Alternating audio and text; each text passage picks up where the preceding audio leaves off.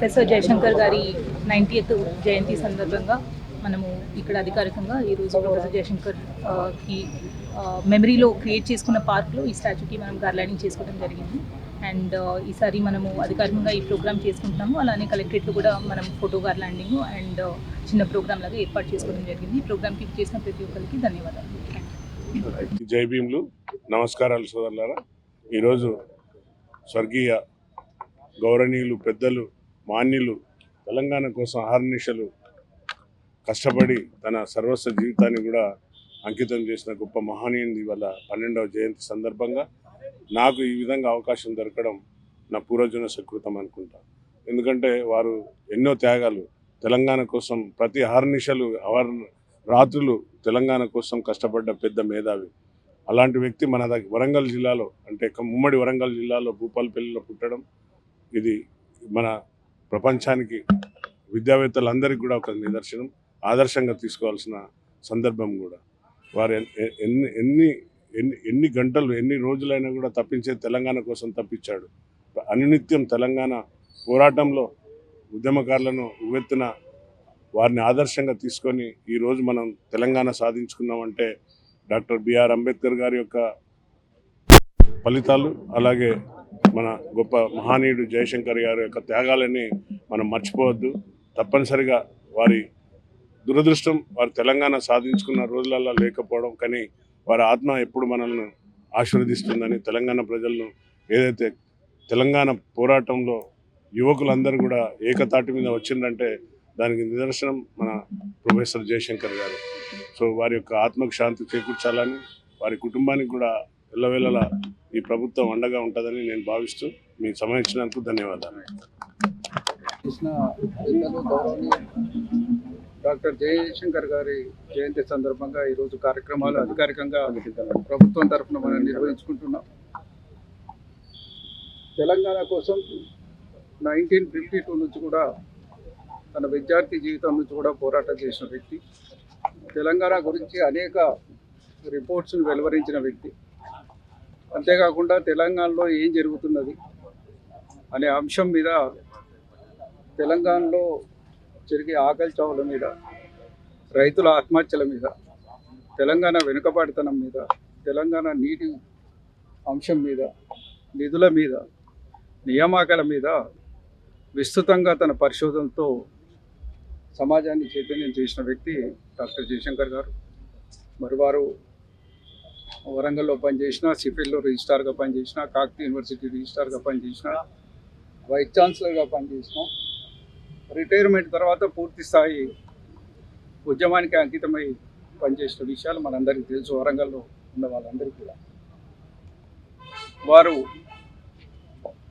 Telangana Srikrishna commission ముందట కూడా తన వాదాన్ని వినిపించడంతో పాటు ఆనాడు కాంగ్రెస్ పార్టీ ఏర్పాటు చేసిన ప్రణబ్ ముఖర్జీ కమిటీ ముందట కూడా మరి ఆ రోజు వెళ్ళి తన వాదనలు వినిపించి రావడం జరిగింది. ఆ రోజు మేము అందరం రిక్వెస్ట్ చేసినాం.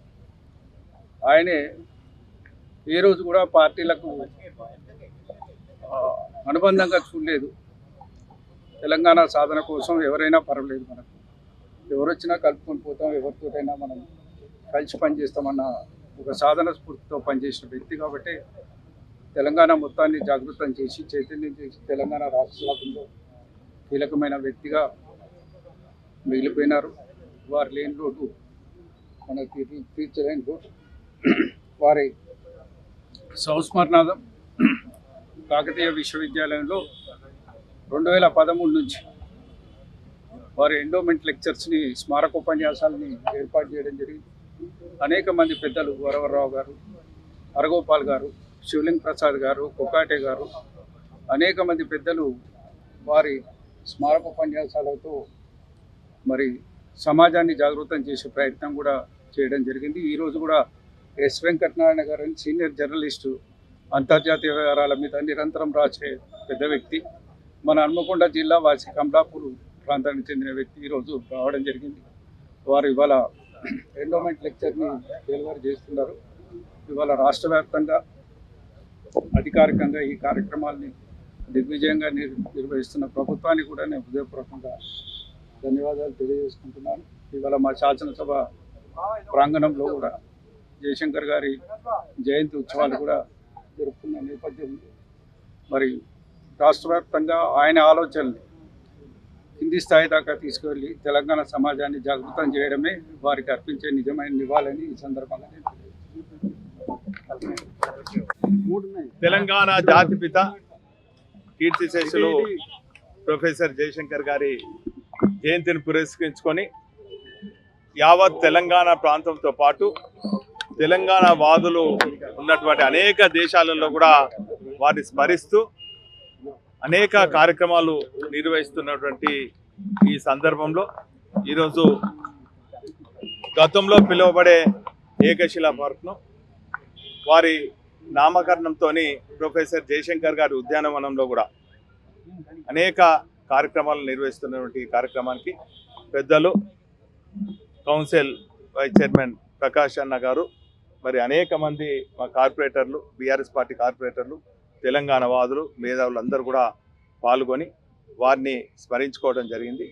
వారు తొలి దశ నుంచి మళ్ళీ దశ ఉద్యమంలో 10లో సంఖ్యలో ఉన్న 10 లక్షల సభలో ఉన్నా కూడా తెలంగాణకు జరుగుతున్నటువంటి అన్యాయం గురించి తెలంగాణ ఉద్యమాన్ని ఉధృతం చేసేదానికి తన మాటల ద్వారా అనేక ఉపన్యాసాల ద్వారా మాలాంటి యువకులకు స్ఫూర్తినిచ్చి తెలంగాణ సాకారమయ్యేదానికి వారు ముందు వరుసలో ఉన్నటువంటి విషయాన్ని యావత్ తెలంగాణ ప్రజానికం ఎన్నడూ కూడా మరవరని కూడా సందర్భంగా తెలియజేస్తున్నాం.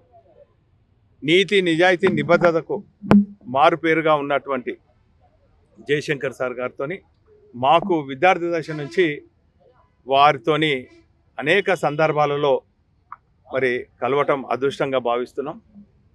ఈ సందర్భంగా వారిని స్మరిస్తూ మరి వారు ఒక 2 విషయాలు ఈ సందర్భంగా గుర్తు చేయాల్సినటువంటి బాధ్యత ఉంది. అందులో వారు